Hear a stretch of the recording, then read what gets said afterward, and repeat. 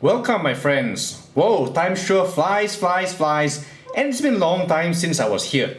But it's time to put my nose to the grindstone again, so here we go. Today I'm really excited to bring you this dragon, the Series 2 Fire Dragon. This is one dragon that I sought long and hard to find at a decent price, and I finally got him.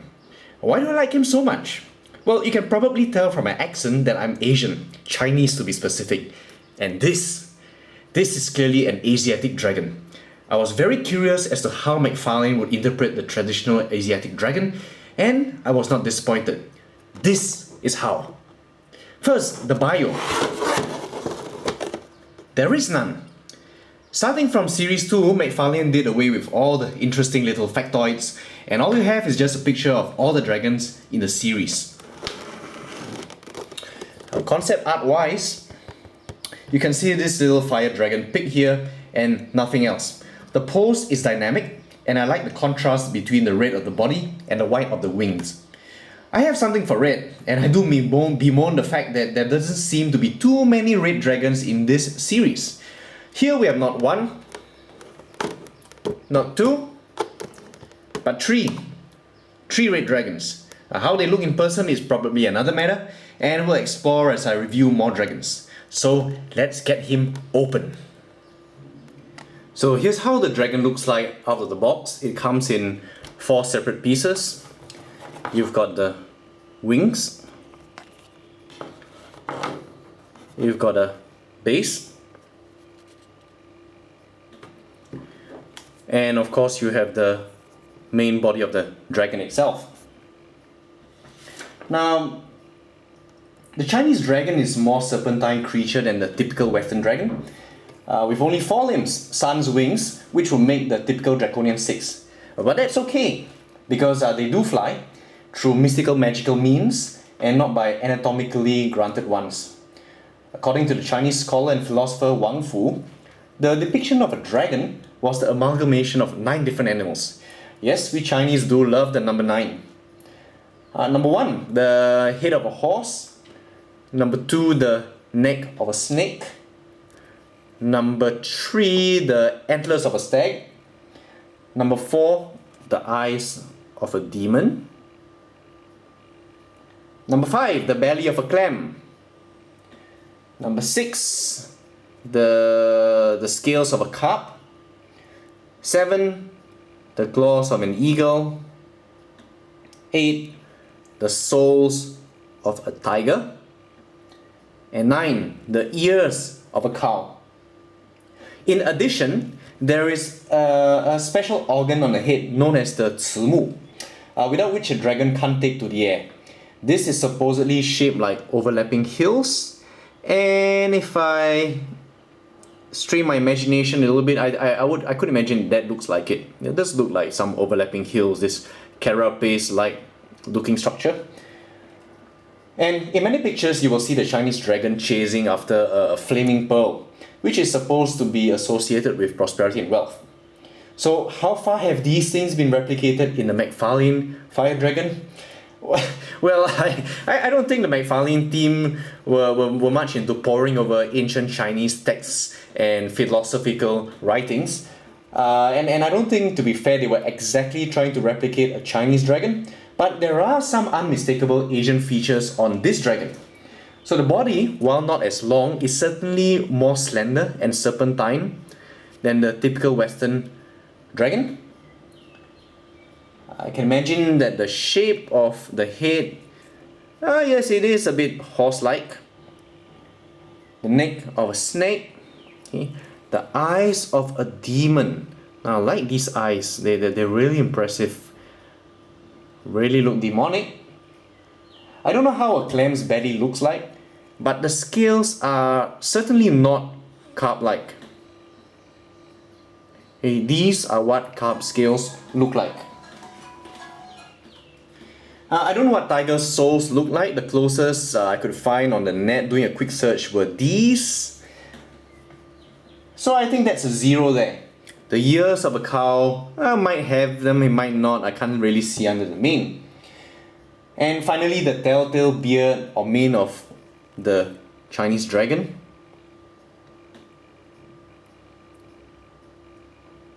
the characteristic side whiskers. These are pretty delicate, so you have to be very careful about them breaking off.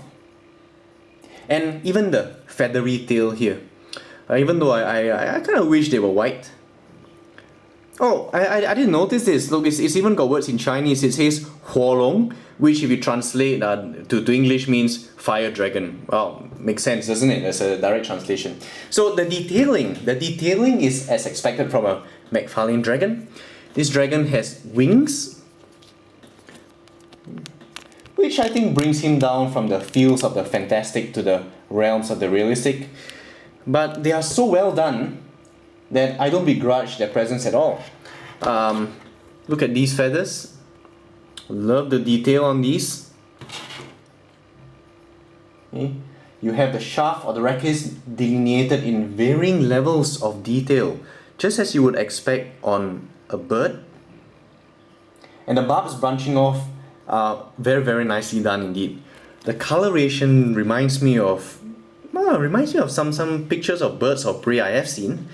And this interesting thing now, that this arm, right? This arm, these two wings, making our Chinese dragon here a six-limbed creature after all, reminds me very much of the Archaeopteryx. So whether is there some sort of common ancestry if you trace the lineage far back enough, who's to say?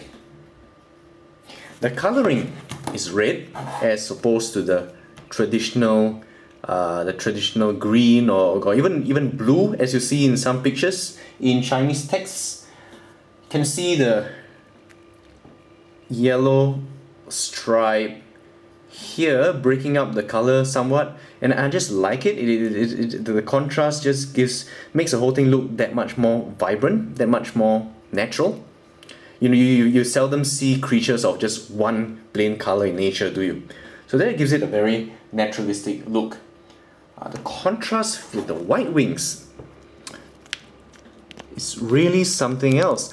Now, I think that if you look at the concept art, it was actually a lot whiter than what I have here. So yeah, I kind of wish that, you know, these things when you get them in hand always looks like the concept art. And I do wish that I knew how to paint models, because I think I probably would make it a bit more whiter if I had a choice. But still, I just love the very bizarre look of these wings on my Chinese dragon over here. I like especially you can see the dithering done on the wings, as well as the spotting. Right, the spotting, as I mentioned before, just looks like a bird of prey of some sort. The feathery mane motif is carried down even down to the limbs. Look, you have on the elbow, on the hock, the tail. In fact, down the back. So I like that. I like that a lot.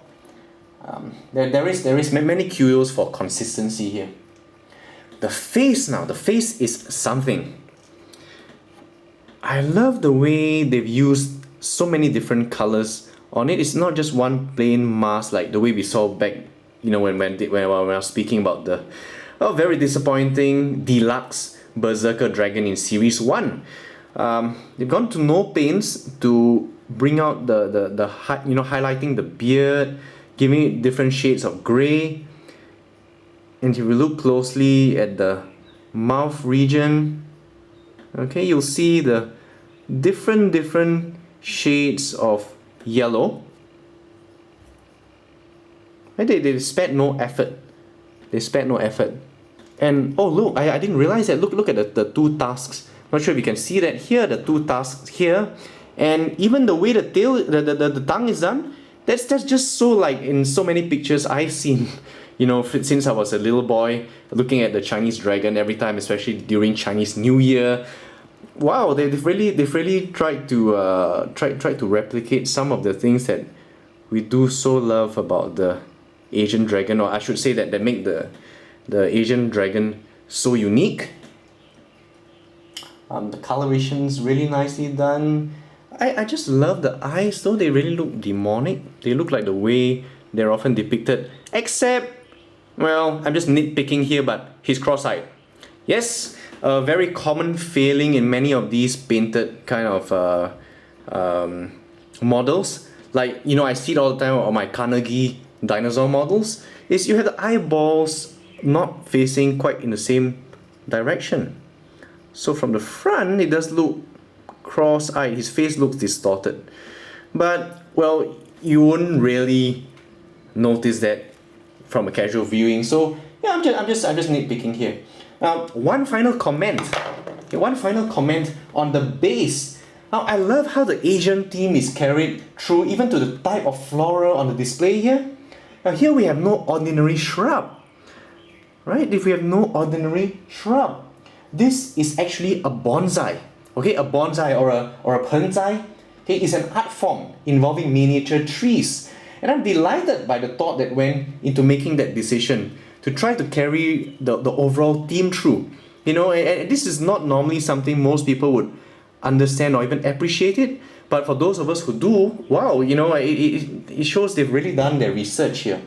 So, you know, all in all, I'm really delighted by my purchase of this dragon. I just opened it up today for the sake of this review. And it's just so incredible when you juxtapose this against the feeling I had when I opened the last dragon, which was that very, very disappointing Berserker dragon that I reviewed the last time. So I'm really happy to say he was really, really worth the wait. And all I can say now is let me see if I can find the whoops. Let's see where it goes. Ah, I'm back. Well, stupid me, I did not realize that there is some sort of sheath around this. So you just need to pull that out and it just packs into this hole here, which I pray will... that's such a relief. You know, in a lot of these McFarlane dragons, you find that holes and pegs don't quite fit, and this one does. So let's see now. All right.